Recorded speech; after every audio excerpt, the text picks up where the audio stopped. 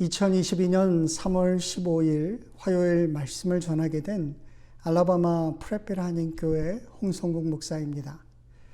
오늘 묵상할 하나님의 말씀은 출애굽기 17장 8절에서 16절입니다. 오늘 출애굽기 17장과 18장 전체를 통독한 후에 묵상을 본문하시고 가능하면 기쁨의 언덕으로 전월장에 묵상한 기록을 적어보시기 바랍니다. 제가 본문을 읽도록 하겠습니다.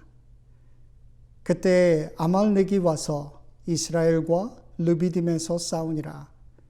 모세가 여호수아에게 이르되 우리를 위하여 사람들을 택하여 나가서 아말렉과 싸우라. 내일 내가 하나님의 지팡이를 손에 잡고 산 꼭대기에 서리라.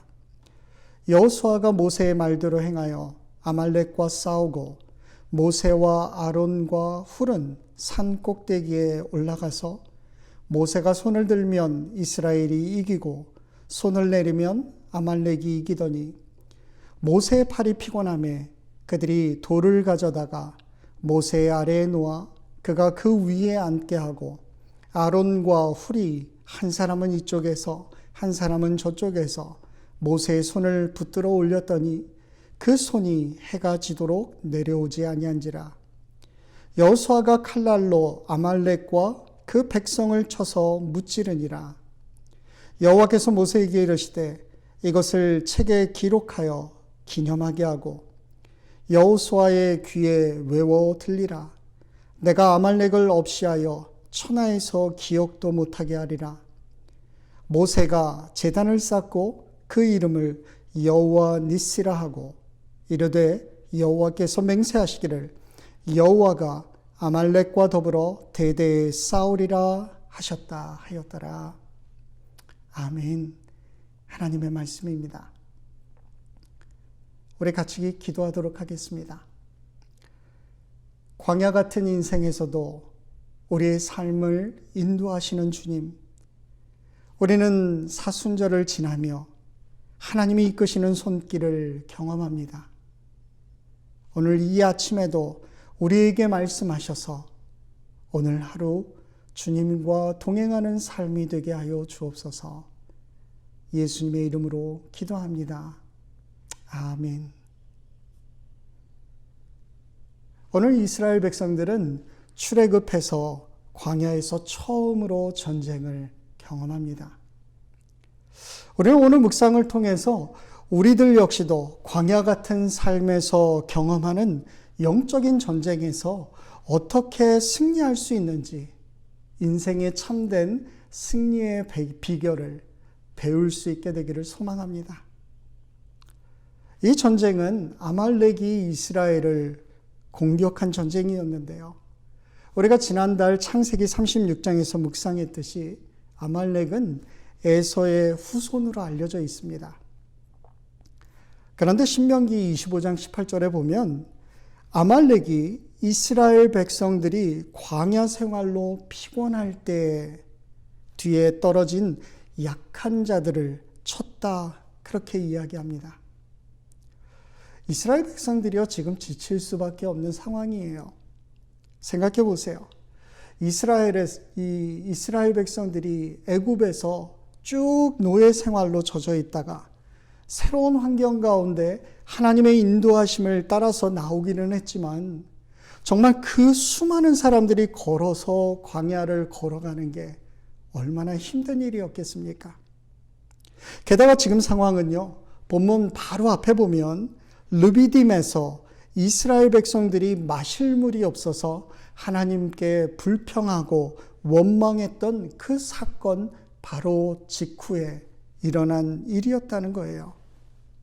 여러분, 이 말은 그들이 지금 영적으로 문제가 있었다는 겁니다.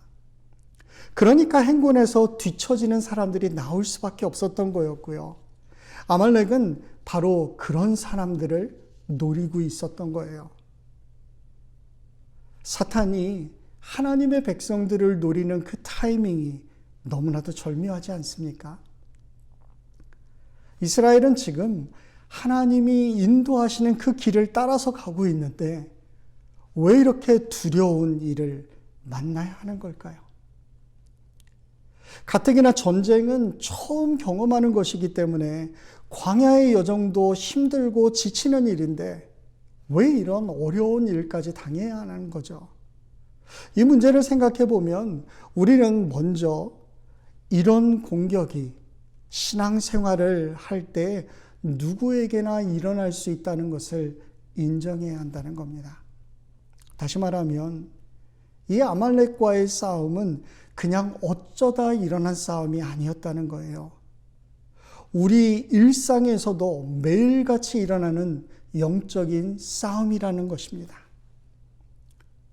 내가 아무리 하나님의 인도하심을 따라서 정말 열심히 살려고 해도요, 무조건 좋은 일만 생기는 게 아니더라고요. 오히려 내 약한 부분을 공격하는 악한 세력이 정말 어떻게든 나를 넘어뜨리려고 호시탐탐 기회를 보고 있다는 것을 우리가 인정하지 않으면 우리의 신앙생활은 버텨낼 수가 없는 겁니다. 우리에게 어떤 사건이 생겼을 때 영적인 시각이 새롭게 열리지 않으면 하나님의 백성으로 이 세상을 살아야 하는데 사탄이 죄 앞에 굴복시키려고 하는 것을 그냥 별거 아니라고 그렇게 무시하고 지나가려다가 결국 큰 코 닥치는 일이 생긴다는 겁니다. 싸움의 대상을 알지 못하면 전쟁에 그냥 무방비 상태가 돼서 결국은 지고 말아요. 여러분이 아무리 믿음 생활 잘하려고 해도 이것과 상관없이 사탄은 늘 여러분의 치명적인 약점을 노리고 있다가 집요하게 그곳을 공격하게 해요. 이것은 우리가 하나님의 자녀들이기 때문에 그렇게 생기는 어려움이라는 것입니다. 그러니까 왜 내가 하나님의 인도하심을 따라서 정말 열심히 살려고 하는데 이런 일이 생길까? 그렇게 의심하지 말라는 것입니다. 사실은 이런 일이 있어야지만 내 자신이 신앙생활 잘하고 있다는 게 얼마나 엉터리 착각이었는지 다 드러나게 되는 거예요. 이제 아말렉과의 싸움이 시작됐습니다. 모세의 명령을 받은 여호수아의 지휘 아래 이스라엘 백성들은 전쟁터로 나아갑니다. 그리고 여호수아가 싸우는 동안 모세는 무엇을 했죠? 아론과 훌을 데리고 전투를 볼 수 있는 높은 산 꼭대기에 올라가서 거기서 하나님을 향해 손을 들고 기도하기 시작한 거예요. 돌이켜보면 지금까지는 이스라엘 백성들이 한 일이 아무것도 없었습니다. 그들은 그저 모세의 뒤를 따라가면서 모세가 말했던 것처럼 가만히 서서 하나님이 하시는 것을 잠잠히 보고만 있으면 됐어요.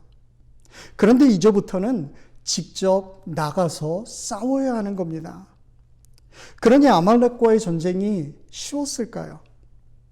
무기 한번 제대로 만지지 못했던 이스라엘 백성들이 뭘 어떻게 하겠어요? 그나마 여호수아의 지도력이 훌륭해서인지 하루 종일 밀고 밀리는 그러한 팽팽한 싸움을 보여주고 있는 것 같습니다. 그런데 이 싸움에서 결정적인 승리의 요소가 된 것은 군사력이나 무슨 뛰어난 전략이 아니었습니다. 그것은 모세에 들린 두 팔이었어요. 본문에 우리가 잘 아는 정말 재미있고 신기한 일이 벌어지고 있죠. 11절에 모세가 손을 들면 이스라엘이 이기고 손을 내리면 아말렉이 이기는 거였습니다. 여호수아가 아무리 산 아래에서 잘 싸워도 모세가 손을 내리고 있으면 지는 거예요. 여러분 이게 뭡니까? 결국 승패는 산 아래에서 이루어지는 것이 아니라 산 위에서 기도하고 있는 모세에 의해서 이루어졌다는 것입니다. 여호수아가 아무리 열심히 싸우고 있어도요, 사실 보이지 않는 곳에서 더 치열한 영적 싸움이 벌어지고 있었던 거예요. 여호수아는 그걸 알았습니다. 제가 일주일을 기다리면서 매주 시청하는 TV 프로그램이 하나 있습니다. 제목이 골 때리는 그녀들입니다. 평생 축구공 한번 차본 경험이 없는 그러한 여자분들이 모여가지고 축구를 하는데요. 정말 매번 경기가 인생의 마지막 경기인 것처럼 그렇게 열심히 뜁니다. 노련하지 않으니까요. 부상도 참 많이 당해요. 그런데 그 짧은 기간 동안 그들이 얼마나 많이 바뀌었는지 모릅니다. 너무 많이 변하는 것을 보면서 그 열정에 그리고 그 투지에 감동하지 않을 수가 없어요. 공을 제대로 차지도 못했던 사람들이 일주일이 다르게 정말 계속 달라지는 모습을 보면서 저들이 보이지 않는 곳에서 정말 치열하게 자신과 싸우고 있구나. 그게 느껴졌던 거예요. 그들의 축구에 대한 가치관이 바뀌니까 삶의 패턴도 놀랍도록 완전히 바뀐 겁니다. 여러분, 우리가 신앙생활하는 건 마찬가지 아닐까요? 우리의 일상의 삶 역시 그냥 벌어지는 일들은 하나도 없어요. 남이 보이지 않는 곳에서 내가 얼마나 치열하게 기도하고 있는지를 알면 여러분, 삶을 마주하는 태도가 바뀔 수밖에 없고 삶의 패턴도 달라지는 거예요. 제 말은 직접 나가서 싸우는 만큼이나 그 일을 위해서 치열하게 기도하는 것이 얼마나 더 중요한지를 알게 된다는 것입니다. 싸우는 것만으로는 절대 이기지 못해요. 여호수아는 이 아말렉과의 싸움을 통해서 이 승리에는 특별한 비밀이 있다라고 하는 것을 깨달았던 거예요.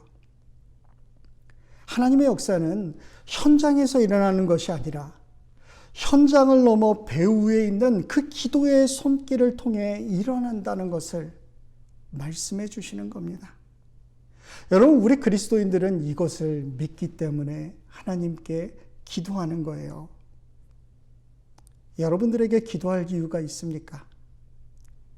기도할 이유가 분명하고 기도할 제목이 분명히 있는 사람들은 기도를 게을리하면 안 되는 사람들이에요.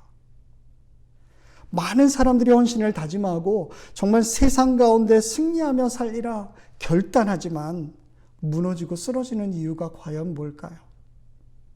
여러분, 그들이 무능해서가 아니라는 거죠. 기도의 능력을 상실하고 있기 때문에 그렇습니다.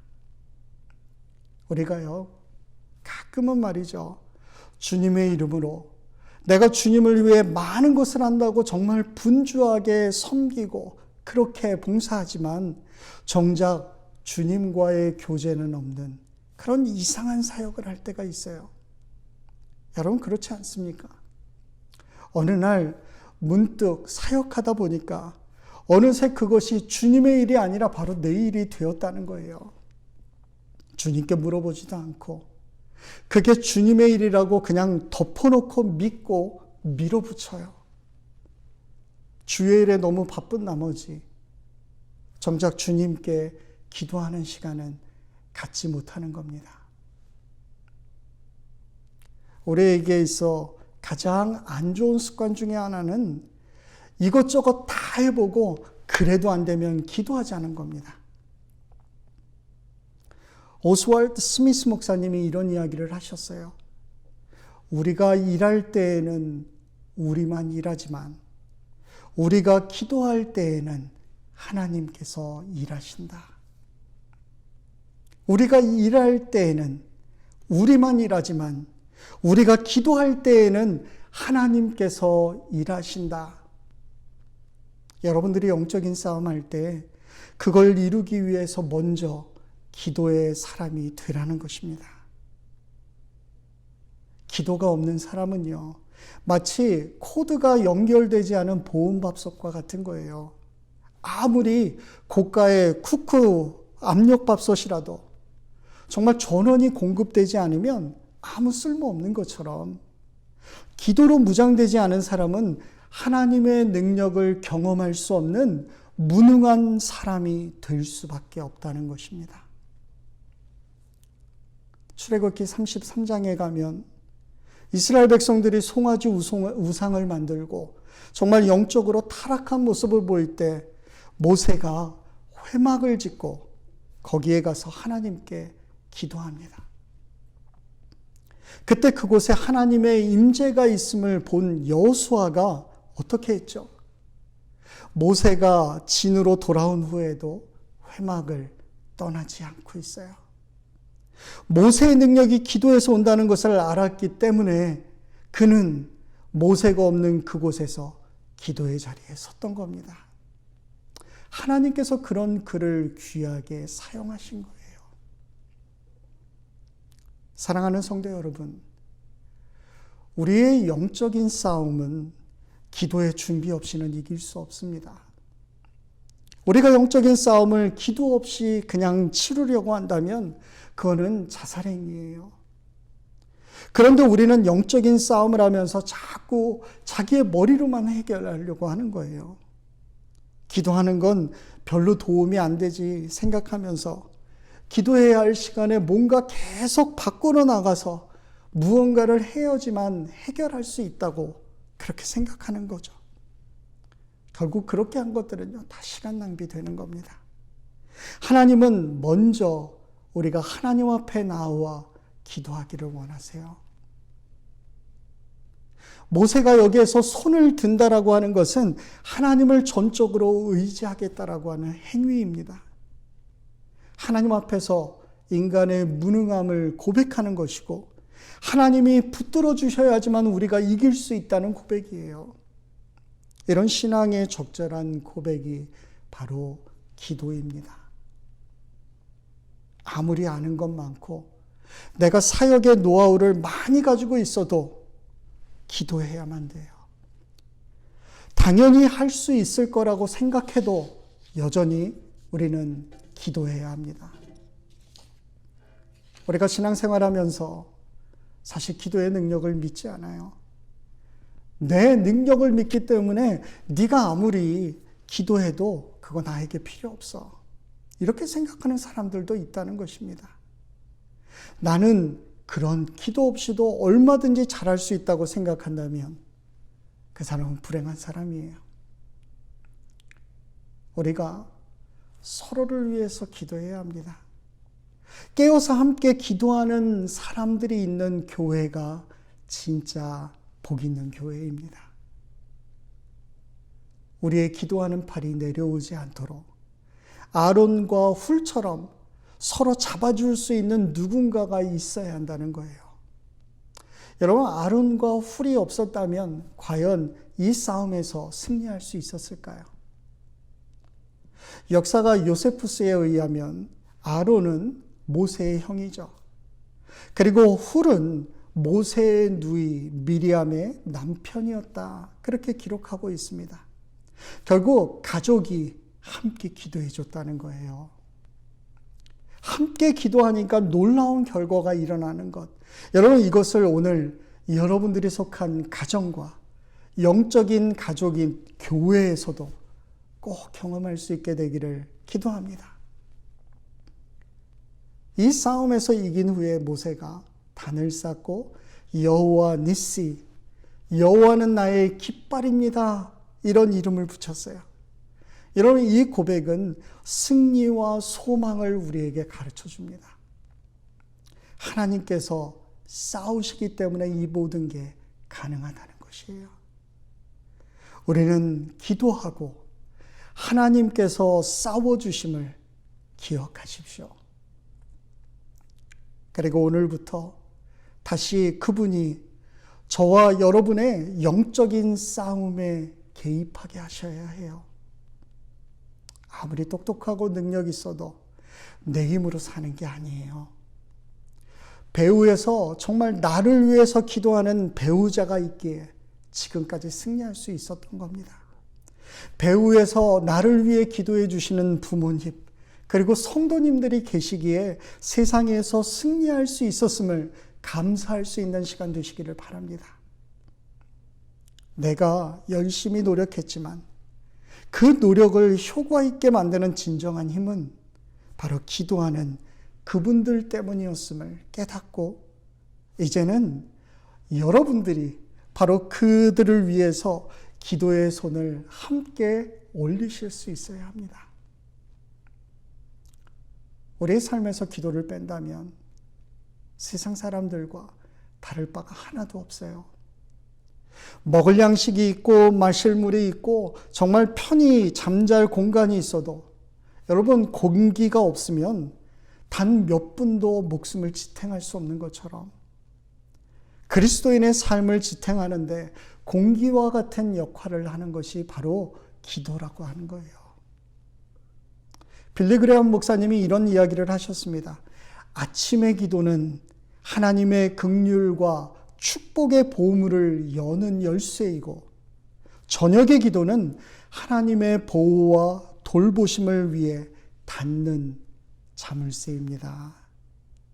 여러분, 그렇습니다. 아말렉과의 싸움은 여전히 끝나지 않았습니다. 우리의 기도의 손을 내리지 맙시다. 무엇보다 사순절은 예수님을 닮아가는 시즌이에요. 늘 기도의 자리를 찾아가셨던 예수님처럼 우리도 그런 삶을 살기를 소망하며 기도하는 시간 정하고 주변에 있는 지체들을 위해서 함께 기도할 수 있는 그런 복된 성도들의 삶이 되기를 주의 이름으로 간절히 기도합니다. 하나님께서 우리의 승리의 깃발이 되실 것입니다. 같이 기도하겠습니다. 이 세상을 살면서 기도의 능력을 제대로 알지 못하고 흔들렸던 우리의 모습을 회개합니다. 오늘 이 아침 말씀을 붙들고 순종하는 마음으로 다시 한번 기도의 손을 들게 하시고 하나님이 하시는 일을 눈으로 보고 간증할 수 있는 복된 하루의 삶이 되게 하여 주옵소서. 우리를 승리케 하시는 예수님의 이름으로 간절히 기도합니다. 아멘.